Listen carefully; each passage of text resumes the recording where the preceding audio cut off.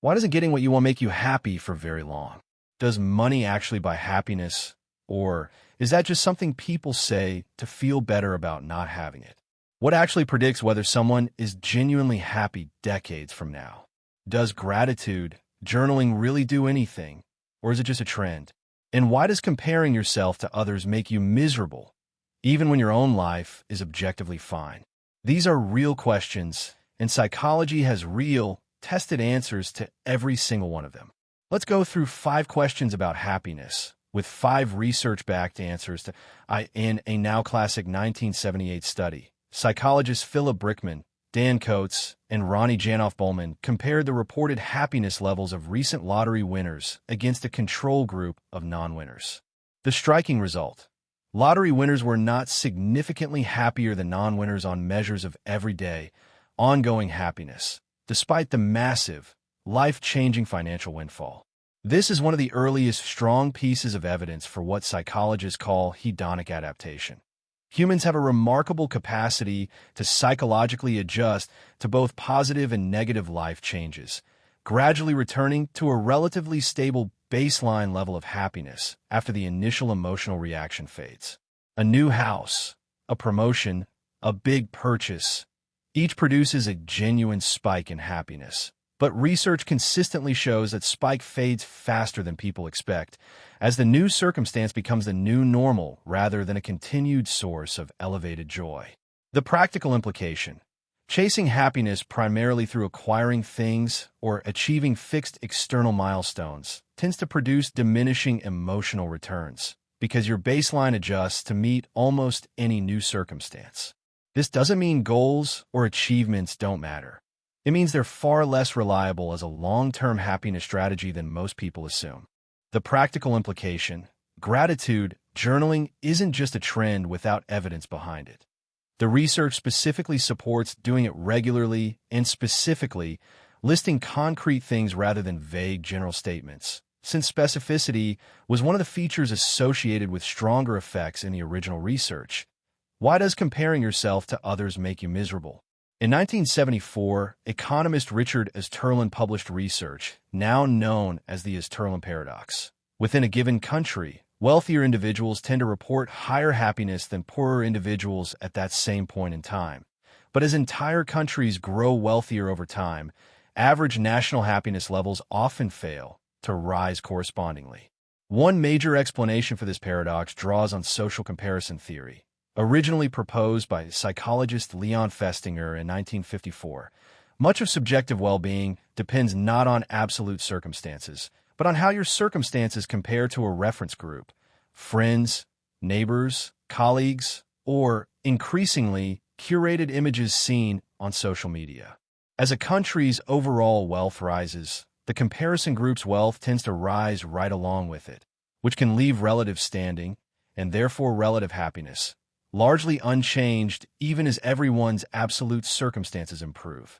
The practical implication: much of the unhappiness generated by comparison comes from a moving, relative reference point rather than your actual, absolute circumstances, which is part of why constant exposure to others' curated lives, particularly through social media, is linked in multiple studies to lower reported life satisfaction, even when a person's own objective circumstances haven't changed at all. Let's bring all 5 answers together. Getting what you want doesn't produce lasting happiness because of hedonic adaptation. Your baseline adjusts to almost any new circumstance, positive or negative, faster than you expect. Money does help happiness, with real but diminishing returns, particularly by relieving financial stress rather than through the specific dollar amount itself.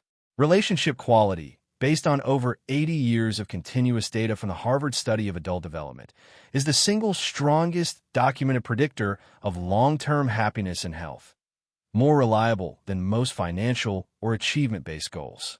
Gratitude practice produces real, measurable, if moderate, improvements in well-being, particularly when it's specific and consistent rather than vague and occasional. And much of comparison-driven unhappiness comes from a constantly shifting relative reference point, not your actual circumstances, which is why curated social comparison, especially online, is linked to lower life satisfaction even when nothing in your real life has changed. None of these 5 answers require guesswork or motivational assumption. They come from real, decades-spanning research programs, still being actively refined and studied today. Taken together, they suggest a fairly consistent picture. Lasting happiness is far less about acquiring things or hitting external milestones, and far more about relationships, relieving genuine financial stress rather than chasing unlimited income, specific and regular gratitude practice, and managing your exposure to comparison rather than letting it run unchecked. So here's the question. Of these 5 findings, which one surprised you the most, or which one do you think you've been getting wrong? Tell me in the comments. This is Turn Wiser, and I'll see you in the next one. Does money actually buy happiness? This question has real, evolving data behind it. In 2010, Nobel laureate Daniel Kahneman and economist Angus Deaton published influential research analyzing survey data from hundreds of thousands of Americans, finding that day-to-day, emotional well-being rose with income up to roughly $75,000 a year, but showed little further improvement beyond that point, suggesting a kind of income plateau for daily emotional well-being specifically. More recent research has refined this picture. In 2021, psychologist Matthew Killingsworth published a large-scale study using real-time mood tracking and found that, for most people, well-being actually continued to rise with income well beyond $75,000 without a hard plateau, though the rate of improvement did slow considerably at higher income levels. A joint 2023 collaboration between Kahneman and Killingsworth helped reconcile the 2 findings. Money does appear to keep helping well-being for most people, with diminishing but real returns, while a specific subset of already unhappy individuals may see their well-being plateau regardless of additional income, since their unhappiness stems from causes money alone doesn't address. The practical implication: money does meaningfully help happiness, particularly by relieving financial stress and expanding options, but the returns diminish substantially at higher income levels, and for a portion of people, no realistic amount of money resolves the actual source of their unhappiness. What actually predicts long-term happiness? This is one of the longest-running studies in psychology, the Harvard Study of Adult Development, which has tracked the same group of men and later their families since 1938, over 80 years of continuous data, currently directed by psychiatrist Robert Waldinger. The study's central, most widely cited finding: the single strongest predictor of happiness and even physical health in later life wasn't wealth, career achievement, or fame. It was the quality of close relationships. Participants who reported warm, dependable relationships in their 50s were measurably healthier and happier in their 80s than participants with high cholesterol levels at the same age, and relationship satisfaction at age 50 was a better predictor of healthy aging than cholesterol levels were. The practical implication, directly from over 8 decades of longitudinal data: consistently investing in a small number of genuinely close, trusted relationships appears to be one of the most reliable, well-evidenced long-term happiness strategies available. Arguably more reliable than most financial or career-based goals people prioritize instead. Does gratitude practice actually work? In a widely cited 2003 study, psychologists Robert Emmons and Michael McCullough had participants keep weekly records of things they were grateful for, hassles they experienced, or neutral life events, over a period of several weeks.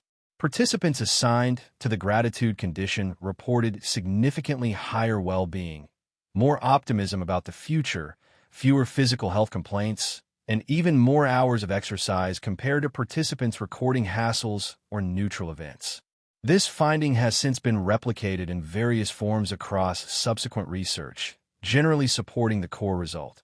Deliberately, regularly noting specific things you're grateful for produces measurable, if moderate, improvements in well-being, not because it changes your circumstances, but because it appears to shift attention toward positive aspects of experience that might otherwise go unnoticed amid everyday hassles.